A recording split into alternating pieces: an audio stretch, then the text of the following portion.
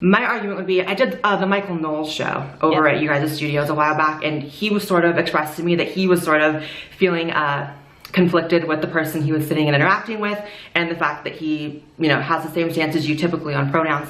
And the thing that came up was, well, if you and I were to go to a business dinner or any kind of dinner, and you were meeting me at a restaurant, and I was there first, and I was in an orange shirt, and you had to tell, the host, I'm here to meet my friend Blaire, and they said okay, and you had to describe me to take me to the table, you wouldn't say the man in the orange shirt, you would say Blaire, you would say her over there. So for me, it's about sort of real world application of it. The thing that I hate the most is being expected in these conversations to sort of suspend my reality of how social interaction really works outside of the debate. So what do you feel about that? I think there's some truth to that, meaning that I think that there is a utility to the use of pronouns, but that's not quite the same as suggesting that a transgender woman is a she in the objective sense. So if I were to go to dinner with you and there were to be a waiter there and I were to direct the waiter to you, obviously we would go based off your physical appearance, but the argument for transgender people is that if you looked like me, you could still be transgender woman, right? That you wouldn't actually have to go through surgery, you wouldn't have to actually go through hormone treatments, you wouldn't have to go through any of that to be perceived as a woman.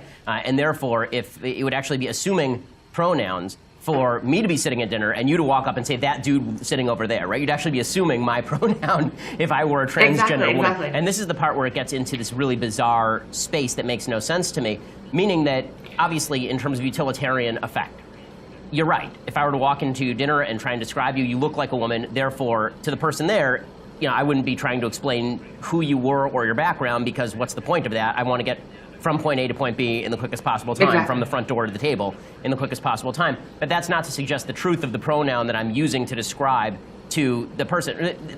Let me give you a different example. If there were a person who were sitting at dinner and that person were wearing a blonde wig, but the person weren't actually blonde, right? I would say the blonde over there. That doesn't mean the person actually has naturally blonde hair. It means that the person is blonde sitting there.